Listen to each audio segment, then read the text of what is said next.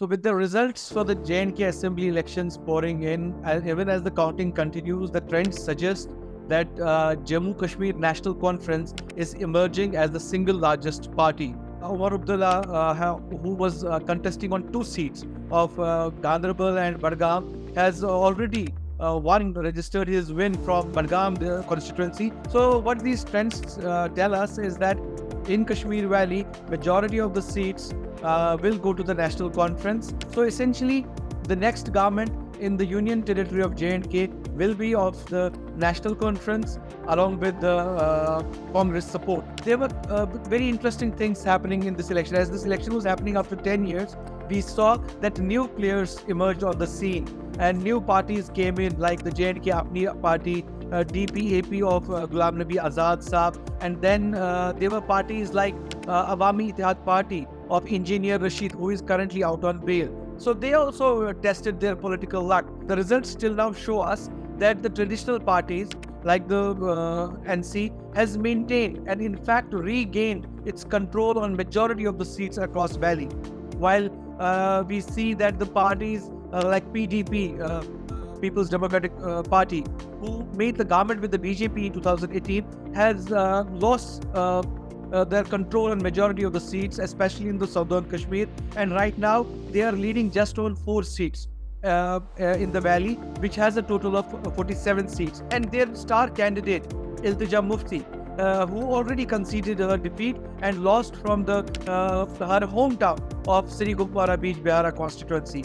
And when we see other star candidates in this election, like Altaf Bukhari of Apni Party, this was the party that was formed after August 5, 2019, when Article 370 was abrogated, and he had been a minister in the PDP-BJP government, and he's a very wealthy businessman. So people thought that he will sail through the Chanpura constituency against the NC candidate Mushtaq Guru. But it turned out, as the results poured in, he has lost from the Chanpura constituency. The way of Engineer Rashid, who won the Lok Sabha elections while he was in jail, that he will repeat the feat in the assembly elections. That has not happened. He has not been able to perform. So he has not been able to recreate the magic. The interesting candidate here is Aam Aadmi Party's Mehrajuddin.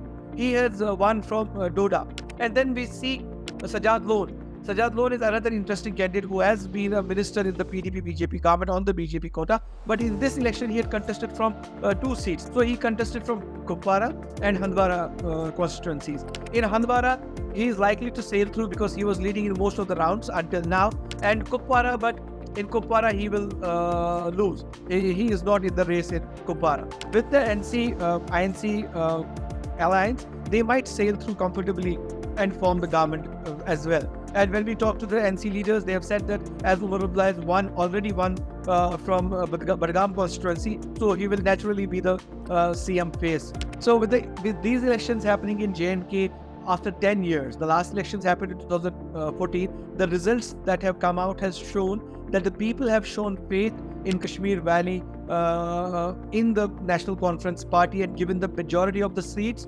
And while the PDP, which was in government between 2014 and 2018, have lost these elections badly. They have not been able to perform. While the small parties like People's Conference, Apni Party, Awami Ittihad Party, Democratic Progressive Azad Party, they have just maintained to get a single or no seats, which means they are not going to influence the government formation. And in Jammu, the BJP has maintained its number of seats, in fact increased the tally, despite the fact that there was an anger against them on the ground, but they have still held their ground. But the BJP's long pending dream of making inroads in the valley and seeing the lotus bloom in Kashmir Valley still remains a distant dream. The outcome would make the BJP happy to a great extent because it has performed well in Jammu. It has almost retained the number of seats that it had won in 2014. Though the other plan or the hope that if there is a hung assembly and then it would give BJP a chance to cobble together a majority with the help of independents has come a cropper. Despite that, BJP has done extremely well in the Jammu division. And if you look at the number of seats, the 6 seats were added this time. And as of now, BJP is leading in around 28, which is similar to the tally it had in 2014 when the BJP had won 25 seats. Congress, on the other hand, has performed badly in the Jammu division. Its ally, the National Conference, had hopes that if the Congress does well in Jammu, then the total tally of the alliance will be good.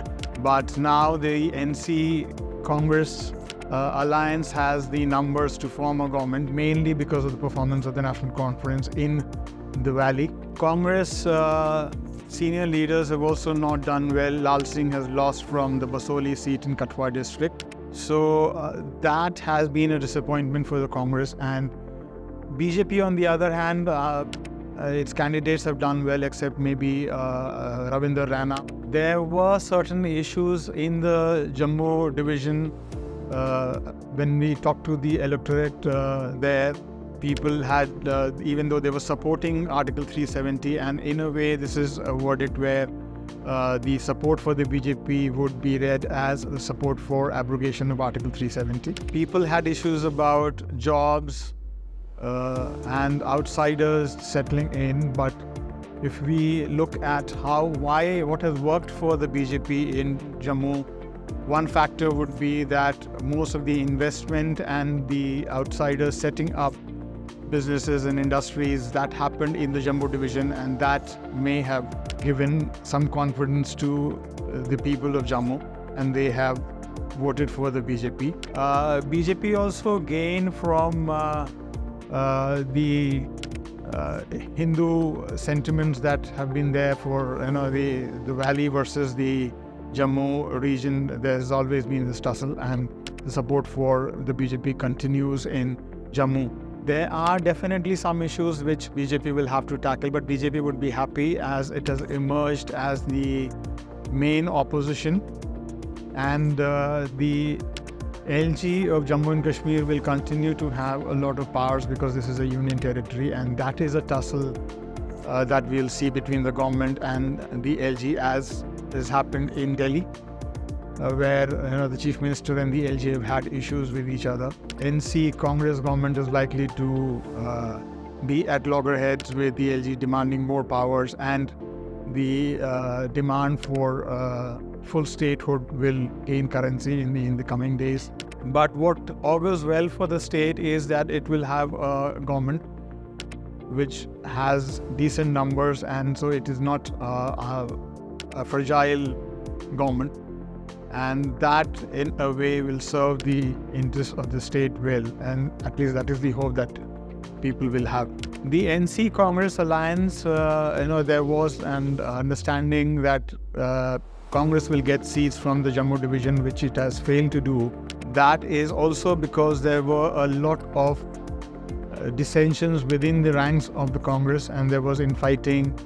They had, the Congress had gone for a working president, appointing a working president somewhere during the campaign, and all these things were sending a very mixed message to the electorate.